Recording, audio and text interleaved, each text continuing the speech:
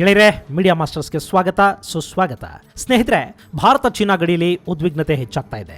ಎರಡು ಕಡೆಯ ಸೈನ್ಯ ಇನ್ನೇನು ಹಿಂದಕ್ಕೆ ಸರಿತಾ ಇವೆ ಅನ್ನುವಾಗಲೇ ಅಲ್ಲೊಂದು ಸಂಘರ್ಷ ನಡೆದಿದೆ. ಮೇ 5 ಮತ್ತು 6ನೇ ತಾರೀಕು ಪಾಂಗಾಂಗ್ ಸರೋವರದ ಬಳಿ ನಡೆದ ಗಲಾಟೆಗಳಿಗಿಂತ ಭಯಾನಕವಾಗಿ ಈ ಬಾರಿ ಸೈನಿಕರು ಹೊಡೆದಾಡಿಕೊಂಡಿದ್ದಾರೆ. ಅವತ್ತು ಕೇವಲ ಸೈನಿಕರು ಗಾಯಗೊಂಡಿದ್ರು ಅಷ್ಟೇ, ಆದರೆ ಇವತ್ತು ಒಟ್ಟು 8 ಮಂದಿ ಸೈನಿಕರ ಪ್ರಾಣ ಪಕ್ಷಿ ಹಾರು ಹೋಗಿದೆ. ಅದರಲ್ಲೂ ಭಾರತದ ಕರ್ನಲ್ ಸೇರಿ 3 ಜನ ಹುತಾತ್ಮರಾಗಿದ್ದಾರೆ. ಚೀನಾದ ಕಡೆ ಒಟ್ಟು 5 ಮಂದಿ ಸಾವನ್ನಪ್ಪಿದ್ದಾರೆ ಅಂತ ಹೇಳಲಾಗ್ತಾ ಇದೆ. ಕಳೆದ 40 ವರ್ಷಗಳ ಅವಧಿಯಲ್ಲಿ ನಡೆಯದ ಘಟನೆ ಈಗ ನಡೆದಿರೋದರ ಹಿಂದಿರೋ ಕಾರಣಗಳೇನು, ಇಷ್ಟಕ್ಕೂ ಈ ಸಂಘರ್ಷ ನಡೆದದ್ದಾದ್ರೂ ಹೇಗೆ ಅನ್ನೋದನ್ನ ನೋಡೋಣ ಬನ್ನಿ.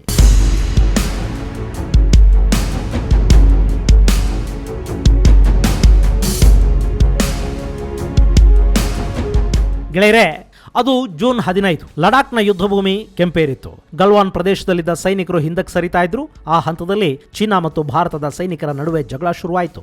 ಆ ಜಗಳ ವಿಪರೀತಕ್ಕೆ ಹೋಗಿ ಎರಡೂ ಕಡೆಯವರು ಪರಸ್ಪರ ಕೈ ಮಿಲಾಯಿಸಿದ್ರು. ಅಲ್ಲಿ ಕಬ್ಬಿಣದ ರಾಡುಗಳು ಹಾಗೂ ಕಲ್ಲುಗಳೇ ಸೈನಿಕರಿಗೆ ಆಯುಧವಾಗಿ ಬಳಕೆಯಾದವು.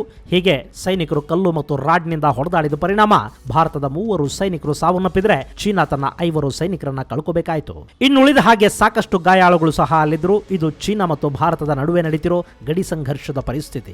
ಗೆಳೆಯರೆ, ಲಡಾಖ್ ದಿನದಿಂದ ದಿನಕ್ಕೆ ಸಂಘರ್ಷದ ಗೂಡಾಗ್ತಾ ಇದೆ. ಅಲ್ಲಿ 2 ಕಡೆಗಳಲ್ಲಿ ಸೈನ್ಯ ಹೆಚ್ಚುತ್ತಲೇ ಇದೆ. ಒಂದ್ ಕಡೆ ಮಾತುಕತೆಗಳು ನಡೀತಾ ಇದ್ರೆ ಮತ್ತೊಂದು ಕಡೆ ಸಂಘರ್ಷ ಹೆಚ್ಚಾಗ್ತಾ ಇದೆ. ಅದರಲ್ಲೂ ಈಗ ನಡೆದಿರೋ ಸಂಘರ್ಷ ಸುಮಾರು 45 ವರ್ಷಗಳ ನಂತರ, ಅಂದ್ರೆ 1975ರ ನಂತರ ಚೀನಾ ಮತ್ತು ಭಾರತದ ಗಡಿಯಲ್ಲಿ ಯೋಧರ ಸಾವಿಗೆ ಕಾರಣವಾದ ಸಂಘರ್ಷ ಆಗಿದೆ. ನಿಮಗೆ ಗೊತ್ತಿರಲಿ, 75ರಿಂದ ಇವತ್ತಿನವರೆಗೆ ಇಷ್ಟೊಂದು ದೊಡ್ಡ ಪ್ರಮಾಣದಲ್ಲಿ ಸಮಸ್ಯೆ ಉದ್ಭವಗೊಂಡಿರಲಿಲ್ಲ. ಡೋಕ್ಲಾಂನಲ್ಲಿ ಸೈನಿಕರು ಸೇರಿ ಸಂಘರ್ಷದ ವಾತಾವರಣ ನಿರ್ಮಾಣ ಆಗ್ತಾ ಇತ್ತಾದ್ರೂ ಅಲ್ಲಿ ಅವರು ಹೊಡೆದಾಡಿಕೊಂಡು ಪ್ರಾಣ ಬಿಟ್ಟಿರಲಿಲ್ಲ. ಅರುಣಾಚಲ್ ಪ್ರದೇಶ್, ಸಿಕ್ಕಿಂ ಹೀಗೆ 10 ಭಾಗಗಳಲ್ಲಿ ಚೀನಾ ಮತ್ತು ಭಾರತದ ಸೈನಿಕರು ತಳ್ಳಾಡ್ಕೋತಿದ್ರು, ಕಲ್ಲುಗಳನ್ನು ಎಸ್ಕೋತಾ ಇದ್ರು. ಆದರೆ ಆ ಸಂಘರ್ಷ ಯಾವತ್ತೂ ಸಾವಿನವರೆಗೆ ತಲುಪಿರಲಿಲ್ಲ. 1975ರಲ್ಲಿ ಚೀನಾದ ಸೈನಿಕರು ಹಾಗೂ ಭಾರತದ ಸೈನಿಕರು ಅರುಣಾಚಲ್ ಪ್ರದೇಶದಲ್ಲಿ ಗಡಿ ಕಾವಲು ಕಾಯುವಾಗ ಅಚಾನಕ್ ಆಗಿ ಗುಂಡಿನ ಚಕಮಕಿ ನಡೆದುಬಿಡ್ತು. ಅವತ್ತು 2 ಕಡೆಯ ಸೈನಿಕರನ್ನ ಕಾಡಿದ್ದು ಅಲ್ಲಿ ಆವರಿಸಿದ್ದ ಮಂಜು. ಏನಾಗ್ತಿದೆ ಅನ್ನೋದು ಗೊತ್ತಾಗದೆ ಗಾಬರಿಯಾದ ಸೈನಿಕರು ಪರಸ್ಪರ ಗುಂಡು ಹಾರಿಸಿಕೊಂಡಿದ್ರಿಂದ ಅಲ್ಲಿ 4 ಯೋಧರು ಸಾವನ್ನಪ್ಪಬೇಕಾಯಿತು. ಆ ನಂತರದಲ್ಲಿ ಈ ರೀತಿಯಾದ ಯಾವುದೇ ಘಟನೆಗಳು ನಡೆದಿರಲಿಲ್ಲ. ಈಗ ಗಡಿಯಲ್ಲಿ ಚೀನಾ ಮತ್ತು ಭಾರತದ ಯೋಧರು ಸಾವನ್ನಪ್ಪಿದ್ದಾರೆ.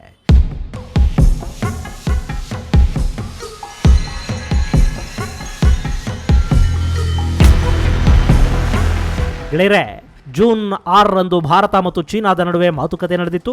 ಆ ಮಾತುಕತೆಯಲ್ಲಿ 2 ಕಡೆಯ ಹಿರಿಯ ಸೇನಾ ಮುಖ್ಯಸ್ಥರು ಭಾಗವಹಿಸಿದ್ರು. ಆದರೆ ಆ ಸಭೆ ಅಂತಿಮ ನಿರ್ಣಯಕ್ಕೆ ಬರೋದರಲ್ಲಿ ವಿಫಲವಾಗಿತ್ತು.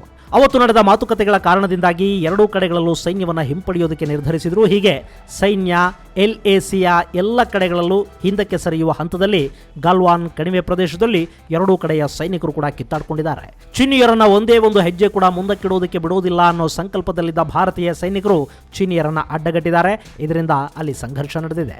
ಸ್ನೇಹಿತರೆ, ಈ ಸಂಘರ್ಷ ಇಲ್ಲಿಗೆ ಮುಗಿಯುತ್ತಾ? ಖಂಡಿತ ಗೊತ್ತಿಲ್ಲ.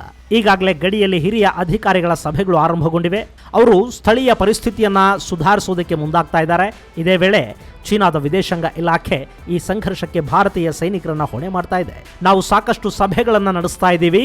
ನಮ್ಮ ಸೈನ್ಯ ಗಡಿಯಲ್ಲಿ ಪರಿಸ್ಥಿತಿಯನ್ನು ತಿಳಿಗೊಳಿಸೋದಕ್ಕೆ ಪ್ರಯತ್ನ ಪಡ್ತು.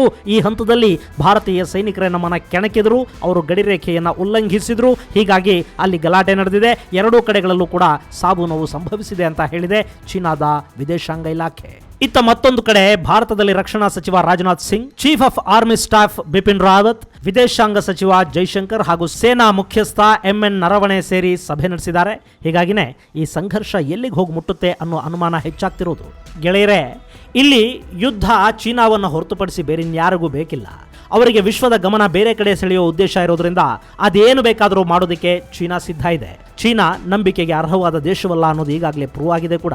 ಸೊ ಭಾರತೀಯ ಸೈನ್ಯ ಇನ್ನು ಕೆಲವು ದಿನಗಳ ಕಾಲ ಎಷ್ಟು ಎಚ್ಚರಿಕೆಯಿಂದ ಇರುತ್ತೋ ಅಷ್ಟು ಒಳ್ಳೆಯದು. ಹಿಂದಿ ಚೀನಿ ಬಾಯಿ ಬಾಯಿ ಅಂತ ಬಾಯಿ ತುಂಬ ಹೇಳ್ತಾಳೆ ಬೆನ್ನಿಗೆ ಚೂರಿ ಹಾಕಿದವರು ಅಲ್ವೇ ಅವರು. ಸೊ ಈಗ ನಡೆದಿರೋ ಸಂಘರ್ಷದ ಪರಿಣಾಮವನ್ನು ಎದುರಿಸೋದಕ್ಕೆ ಸೈನ್ಯ ಸಿದ್ಧವಾಗಬೇಕಿದೆ. ಹಾಗೇನೆ ನಮ್ಮ ಆಡಳಿತ ಕೂಡ. ಈ ಹಿಂದೆ ನೆಹರು ಮಾಡಿದ ತಪ್ಪನ್ನೇ ಈ ಸರ್ಕಾರ ಕೂಡ ಮಾಡದಿರಲಿ. ಪೌರುಷ ಅನ್ನೋದು ಬರೀ ಬಾಯಿ ಮಾತಿಗಷ್ಟೇ ಆಗಬಾರದು. ಹೋದ ಸೈನಿಕರ ಪ್ರಾಣ ವೃಥಾ ಆಗಬಾರದು.